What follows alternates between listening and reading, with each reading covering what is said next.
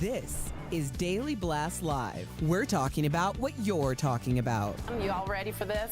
This is a sham. No. Y'all, just stop. Get real.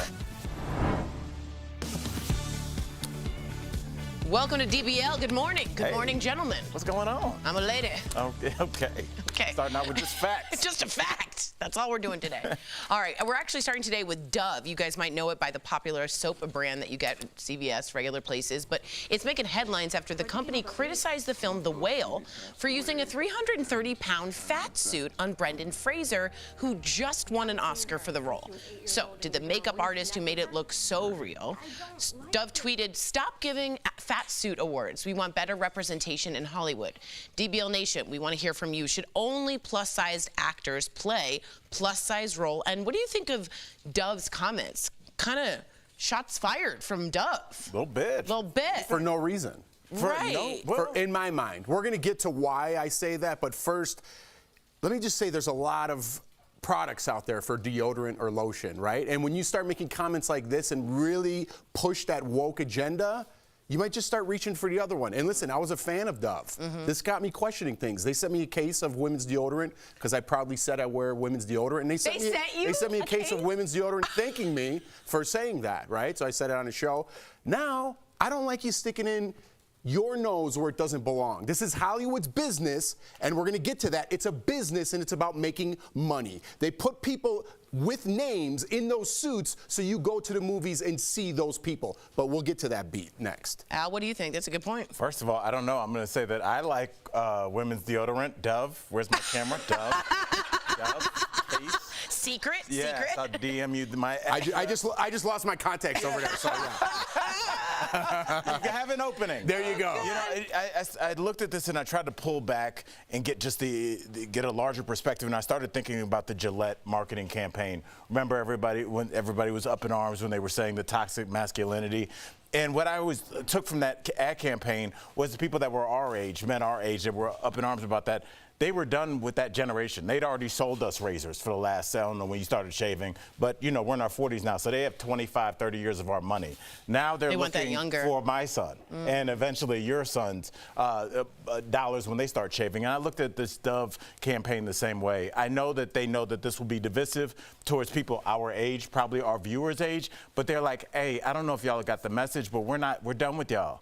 You bought our soap for like 30 years, and shout out to you. Here's a case for you. But you know, we don't need you. We're coming after your sons and your daughters now. That's a good point. Your sons and your daughters care a lot more about these issues. But I think you were right on the money when you said this is a business decision going after a specific model. And I don't think they mind if you reach for another product because they want to make you make a decision. So in a sea of different soaps, they don't care if you go left as long as like some people make a conscious decision to go right. That's really interesting. Well, that's actually going to bring this up. Here's a question for you about business. Does Hollywood have a fat suit problem? It turns out it's not just The Whale. Lots of recent films feature actors in fat suits. There was, of course, Renee Zellweger, who wore one for her role in The Thing About Pam. Sarah Paulson wore a fat suit for her portrayal of Linda Tripp in Impeachment, American Crime Story. Viola Davis tried to gain the weight for her role in Ma Rainey's Black Bottom, but ended up wearing a fat suit instead. Tom Hanks famously wore one in Elvis that looked absolutely dreadful. So did John Lithgow in the film Bombshell. And who can forget, of course, Chris Hemsworth's fat suit for his role in Avengers Endgame. He still has abs. He does. Even in his fake Through belly. it, I know. Yes. So does Hollywood rely too much on thin actors wearing fat suits, or should they be casting more diverse body types like they did with, of course, Darlene Cates? If you don't remember, she played the morbidly obese housebound mother in the film What's Eating Gilbert Grape. That wasn't a prosthetic. That was just who she was, and Darlene was an actor as well. Talk to me about the business side that you were going off on, Jeff. Well, listen. I'm going to use the example that you just used. Yeah. A woman, she's sadly passed on. Yes, 2017, now, right? yes. So I don't know her name. You Darlene just said Cates, it. yeah. Oh, but you don't know her name. I don't know her name, is what I'm trying to say, and you just said it. Yeah. So you say if that woman's playing and carrying a movie that investors, it's real money that they're putting into the box office, or not in the box office, into the making of the movies to get their return at the box office, saying, I'm going to give you $100 million. I don't know who this woman is. But if you give me Renee Zellweger, who people know, or a Tom Hanks, Or a Brendan Fraser, which he just won an Oscar for, which the Academy didn't think, like Dove or anyone else out there, they gave him that award because he was so good in it. But if you give me a no-name or you give me somebody that I know, I'm going to invest in the person that I know because I want to recoup my money because it's a business. I'm picking up what you're putting down. I understand what you're saying. You agree, Al? I do, and I think we also have to understand like the genesis of where these actors come from. People that go to Hollywood don't want to go as a larger person to do one movie. You want to have a career. And if you look at the number of opportunities for people that are on either side, whether they're extremely thin or extremely heavy, there's less opportunities than if you're kind of right in the middle. Maybe almost even a Chris Hemsworth would have more of a typecast situation. Somebody with a body like Jeff, he could play a dad, you could play a shop clerk, you could play a cab driver. There's a range. There's a range. So there's right. just more. It's like just crunching the numbers. It's more advantageous for you to have kind of I'm gonna get in trouble. Just a kind of a normalish average looking body. Right. And so I think that there are roles for extremely large people that they can excel in. I think there are roles for extremely thin people that they can excel in. But I think when you're trying to, as a person, look at like how do I make it in this career and do 14 films rather than one, I think having just kind of almost a nondescript body is you're open to more roles. Can I ask you, just coming from the other side, what if I am a heavier person and I'm a really great actor and I know there's small roles for me? Should there be opportunity for me to audition and get in the door that way? Absolutely. Okay. There's bigger actors. There's, you know what I mean? If you typical bigger actors that get those roles. Melissa McCarthy gets those roles. John Goodman gets those roles, right? Yeah. But when you're saying to ask an actor to gain 600 pounds, like Brendan Fraser in The Whale, he met him halfway, by the way. I was just doing a podcast, and he gained as much as he could, which is very unhealthy for you. So I think he made it up to 300 pounds. Don't quote me on that. He said in the podcast, I made it halfway. You can't ask an actor to put on that much weight. It's terribly unhealthy for your body. And have you watched the show My 600-Pound Life? I'm sorry, those people aren't active, okay? They're not very active. And to have a person that weighs 600 pounds on a movie set where you're up 12 to 16 hours a day, when it's very demanding and very taxing on your mind and your body for weeks and months at a time, it doesn't fit. And I'm sorry that it doesn't, and there should be more roles, but to put up the argument for Dove to stick their nose in a business that they don't, it's like me telling Dove what to do with their marketing team. They're like, who are you? Exactly, Dove, who are you? Right. And just as you were speaking, Jeff, it reminded me when I used to host that Guinness Book of World Records show, I did a record with this really sweet guy. His name is Manny Yarborough. He's actually in the first UFC. Do you remember the guy that got kicked, the sumo wrestler guy? That was him. He was in one of our ads because he was the world's heaviest athlete. And I believe at that time he's since passed on. He was 700 pounds. Wow. And in between takes, we brought a chair out and he had to sit and sit. And I just remember standing there like, I don't want to do this because it was so taxing to him. You were nerve-wracked, yeah. And when you start talking about size, it's easy for people to go back and forth on Twitter, but for the actual person that's going through it, it's a grueling process. Yeah. And I've just seen it in the Twitter arguments as opposed to what it looks like in real life, where I've been there and seen it, are two very different places. Things. That's fair. Let's take a look at the results of the poll here. Should only plus-size actor play plus-sized roles? No. 83%. Strong majority say no. 17% of you say yes. Interesting discussion. Coming up on DBL, my favorite actress ever, Gwyneth Paltrow, gets backlash after sharing her wellness routine. Could she be out of touch? And it's been 3 years, since the COVID lockdown. What changed in your life during the pandemic that's still going on today? Somebody roll the clip. Let's make sure we have Jeff's sex tape. Wow, things are getting spicy here at DBL. Cold-hearted snake, look into his eyes. Let's roll that again, everybody.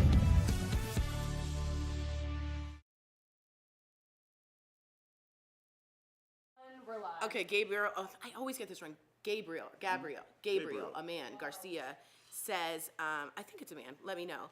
Jamie Foxx played a blind person in Ray. What's wrong with that? Won an Oscar. Won an Oscar. Tom Hanks played a gay guy in Philadelphia. With AIDS. Won an Oscar. Won an Oscar. With AIDS, yes, won an Oscar. I didn't know he won an Oscar for that. He went back to back for that and Forrest Gump. Title of your job is called acting. You're an actor. You're acting like somebody else. You're not the person who you are in real life. I'm getting really tired of this conversation of people pushing back against that. You don't tell the people who pick up your garbage, hey man, you need to pick this up. You don't interject in everything else that happens in your life. But somehow, some way, people on social media feel the need to interject in what people do in Hollywood. And producers listen. Producers are listening, and it drives me insane that they're adjusting with. I don't mind adjusting things. Don't get me wrong. Adapting. I don't mind adapting to the times and changing things and giving people more roles. That's totally not what we're talking about here. We're talking about the extremes, and we're talking about making money. We're not talking about letting more people be diverse in Hollywood. I'm all for that. But when you get to the extremes and you're trying to get some followers like Dove is by pushing a woke agenda that's going to be controversial, And might I add, I'm a person that might be interested in now Dove because they said that because I'm somewhat of whatever woke. I even find this a little egregious. I even find this like no one asked for your opinion, Dove. I get that brands nowadays have to have a statement, right? Like Nike, when they did Colin Kaepernick, that took a stand. They took a stand on that, They right? weren't tweeting from their he said he met him account halfway. About They were something listening else. to a podcast that he said that on. Yeah.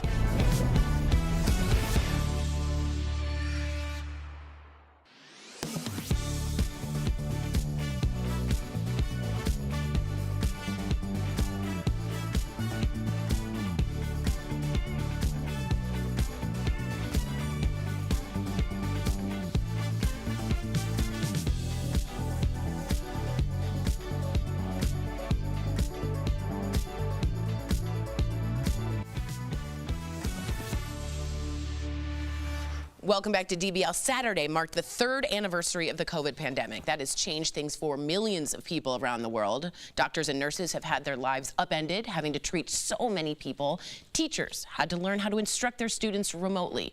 And millions of business owners closed their doors, some permanently. Many of these things have now gone back to a normal-ish way, but there's still a lot of changes that seem more permanent. So here's the question I'm posing to the panel and to you out there. What's changed for you over the past 3 years? It can be good, it can be bad. I don't want you to put a lot of judgment on it. I just want to hear what has changed for you during the pandemic. Has there been a drastic shift for you, Al, in any way? I wouldn't say a drastic shift. I would say maybe there's been a shift in my mindset in that I make sure that I'm conscious to connect with people. I think that in a post-pandemic world, it lends itself to you no contact Jeff. You want your food, no contact delivery, just somebody leaves it on the ground like it's for a mean bear king or something, you know? And it's just like everything is just like your Uber, there's no talking, you get to your venue, you have your fun, you leave, you tweet about it, and it's just not the world I came up in. So when I go places, I talk, man, what's up, dog? How are you, man? Yeah, I talk to people. But I make a conscious. I love that about you. And it's just it's worked out incredibly for me. And so I'm conscious to connect with people because this world is constantly telling you no contact, Jeff. Just order it. Just no contact. Just give him 5 stars. What was his name? Doesn't matter. Just order. I don't like the direction. You fight against that. Yeah, I don't like that. And I think I don't know if I don't go out as much now because of my children, right? They're just at that age, or it's because of the pandemic. I want to lean towards my children. When I do go out, I tell you, I talk to everybody, the Uber drivers, the people next to me. I like to engage in conversations because it's not social media. It's the complete opposite. If people on social media got out there and started engaging, they'd be terrified. Right? And I don't want to live in that world. I want to live in the real world. So I'm kind of like Al in that when I do go out, although I think I don't as much because of just the social things in life. There's other things. The contact. It's like, I don't want to hear your social issues, and I kind of don't want to be around you either. So I'm going to back Don't up. point at me. You're just saying you in general. No, he meant to point. He definitely did. He was like, Al, can you lean back? Yeah, I was like, I got it, Jeff. It's a very clear. You know what's sad though is that like what you guys are saying and how much you make a concerted effort to like fight that. I feel that I've gone down the spiral of that. So it brings up emotions because it's like I live in a contactless world a bit, and I prefer it because of the pandemic. I don't like people around me. I don't like people in my aisles. I don't like traffic. I don't like people in my personal space. All of that has shifted. That's honest. And I am not fighting against it. So I'm ordering I'm going through those auto stuff, and it's becoming a little AI and Tory world. I don't think you're alone. No. I think a lot of people, specifically, well, wherever, I'm speaking about America, have become that. Yeah. Right? Yeah. Because you're trading convenience for the And like a sense of experience safety. No, it's for the experience of being a human being. Yeah. That's I hear what it you. is. Because honestly, I feel like there's probably apps that you could set reminders where, unfortunately, it's not to be morbid, you could pass away and your stuff would still be reordered on Amazon. Your bottled the kombucha would still come on time. I want to be out there. I want to talk to people because I feel like that's how you gain knowledge about what the real world is. And specifically, Jeff, I've talked to you for months about this because you were like, I wonder if my takes are this. I'm like, I talk to people in real life after shows, after comedy shows, and they speak like you do. Mm-hmm. People are very measured and normal, but they feel like they can't relate to this side or can't relate to this side. And online, you're like, everybody hates me. I'm like, not the people that come to my shows, not the people that I talk to, not the guy behind the counter at Avis Rent-A-Car. Yeah. A lot of people just want to hang out with their wife or their partner and have a good time. And you don't understand what the world is until you go and speak to it directly. I will work on that. I'll make a promise something to here. work I will. on. But it's good that That's you something to acknowledge work that. on. Yeah, it's something I'm really upset about and something I'll work on. Thank you for that. We'll be right back.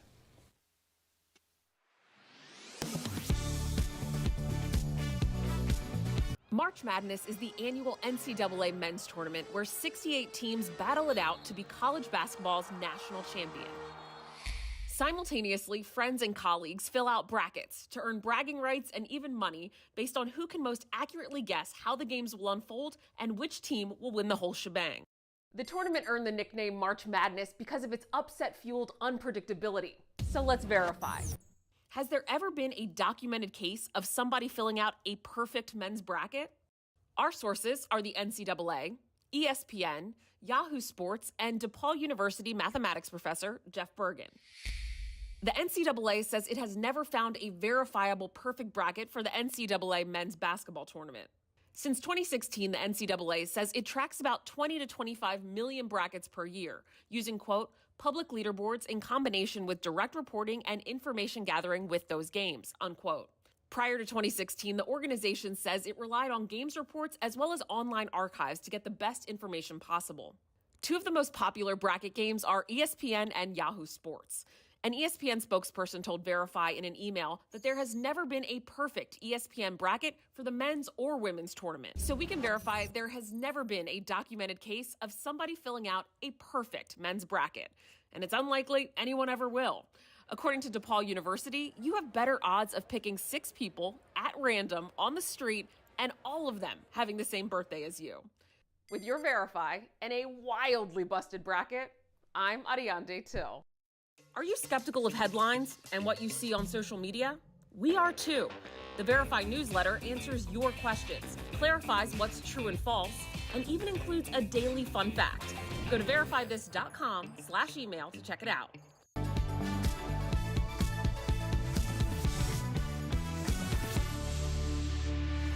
Welcome back. My favorite, Gwyneth Paltrow, is getting slammed for being out of touch. What?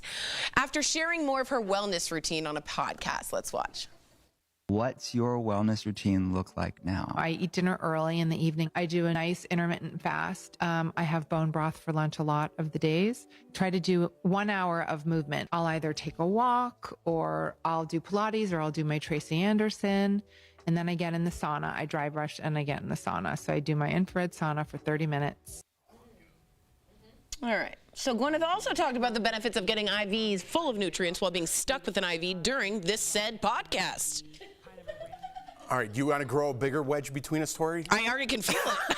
You like it. Look at Tori's body language. You're done with her. Dry brush and bone broth. What do you want? Neanderthal? You're a human being. Sauna twice a day, knotted oats, jade eggs. Give me a break. Half of those things she didn't even say. But let me tell you something. I'm going to back her up here. I'm doing for Lent that I have to move for 40 minutes a day. No matter what, if I take a walk for 40 minutes, that's what I'm doing for Lent. That's fantastic. Same as her, right? I have a sauna. I love it. I do it every day. same as her. If I could get IVs every day, they're very expensive, I would, because I'm trying to focus on my body more. How much do we spend, Al, when we're in our 20s if you go to a bar, right? Destroying yourself. And now I'm like, why don't I take that money and instead of going to the bar, invest it in myself, because I'm getting older, and take care of myself. I don't mind those little things that she's doing to take care of herself every single day. It's off-putting to you, but her routine, minus the bone broth and the hair brushing, is very similar to mine. And the intermittent fasting you and do the as intermittent well. fasting, I like to try different things because I like to experiment with my body. I just like to push my body a little bit. So did that rang true for you? That worked for you? It did. Okay. It did, minus a couple things. Okay. All right. That's good. Paris Hilton is wishing her longtime frenemy Lindsay Lohan well. The two have had somewhat of a rocky friendship since the early 2000s, but are now on good terms. Paris offered some wisdom and advice to Lindsay, who just announced she's expecting her first child. Watch this. I'm so excited for her. I know that she's always wanted to be a mom, and she seems like she's in such an amazing place with her new man, so I'm just so happy for her. Any tips for the first-time mama? To just take in all the special moments, because they grow up so fast. He's only 2 months old, but every day he's growing more and more, so it's just good just to soak in every moment. Awesome. So Paris also told Rolling Stone magazine she made her baby surrogate watch episodes of her reality show The Simple Life so her unborn child could get used to the sound of her voice, which is pretty distinctive. And some people say has changed. She has been honest about she had like an affect, and now that's a little bit gone.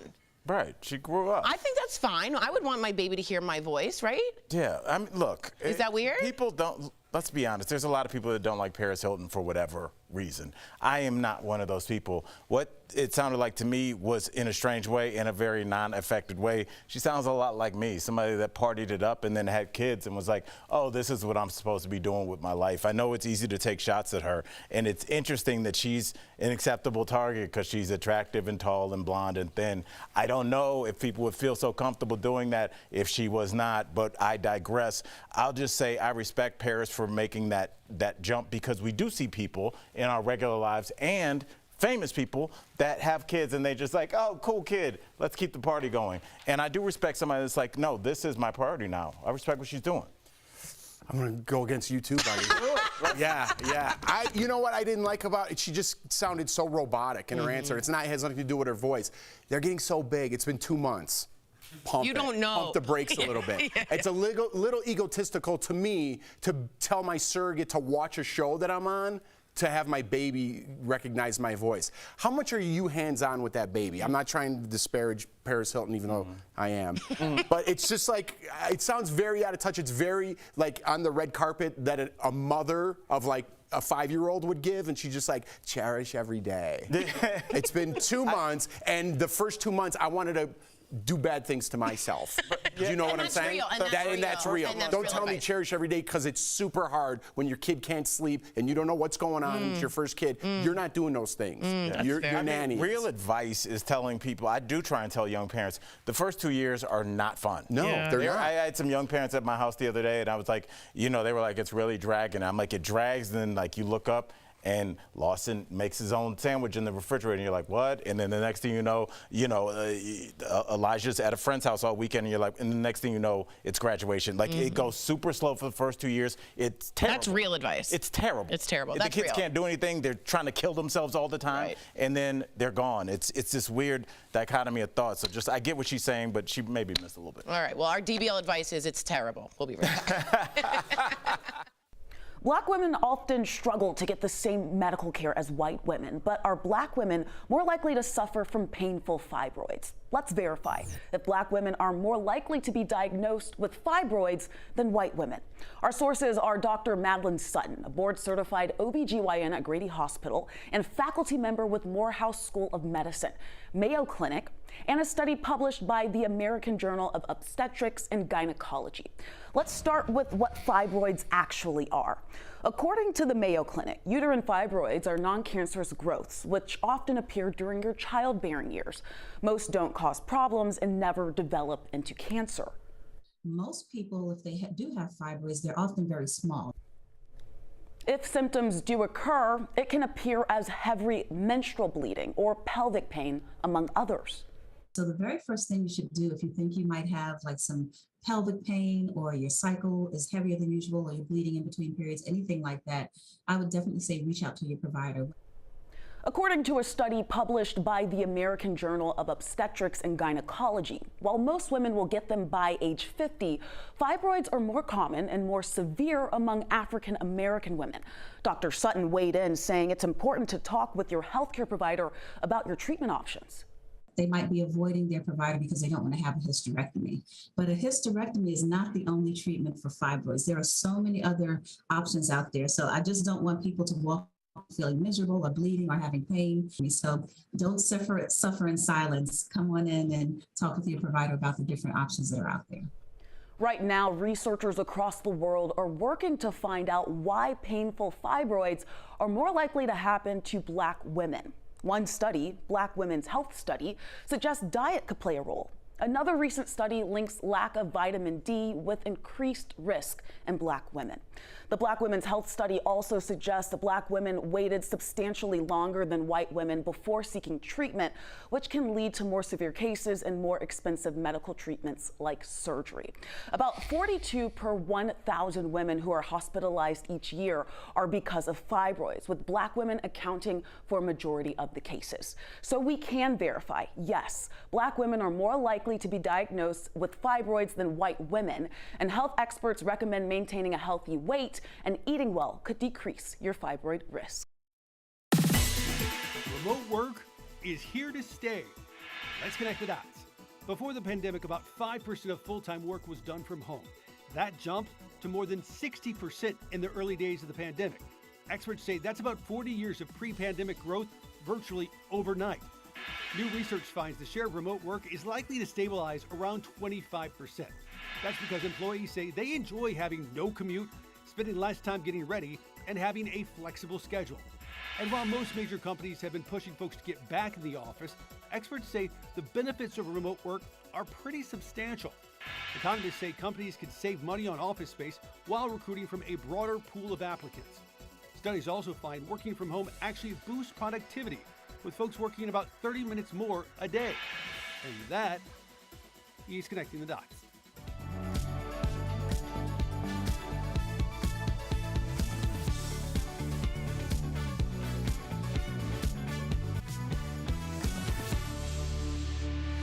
Welcome back. If you're remodeling your bathroom this year, there's some key things you should know before you get started. We're talking about it in today's tips, sponsored by Jacuzzi. First, if you're working with a contractor, never assume they are on the same page as you. Have a plan that spells out every single detail you can think of. Next, think of your storage options as you plan. See if you can apply those to your design. Finally, don't forget about the outlets. Think about what you plug in the most. Consider moving or adding outlets to the places that are easiest to reach. If you want to start your remodel, Jacuzzi can help you do it the right way. Jacuzzi offers unmatched, stress-free remodeling process. Visit jacuzzibathremodel.com or call 1-800-523-1523. All right, we got some great comments about Paris. Lee says, yes, Al, I'm with you. Let it go, people. Let Paris live her life. Let her live her life. Remember that? Let Brittany alone. And then Asp Raku says, oh my God, I hate saunas. If I want to sweat, I'll do some housework. About Gwyneth Paltrow. I think a sauna is actually helpful. That you're going to make Jeff so mad at the end of the show. Jeff is a sauna He's on believer. fire mad.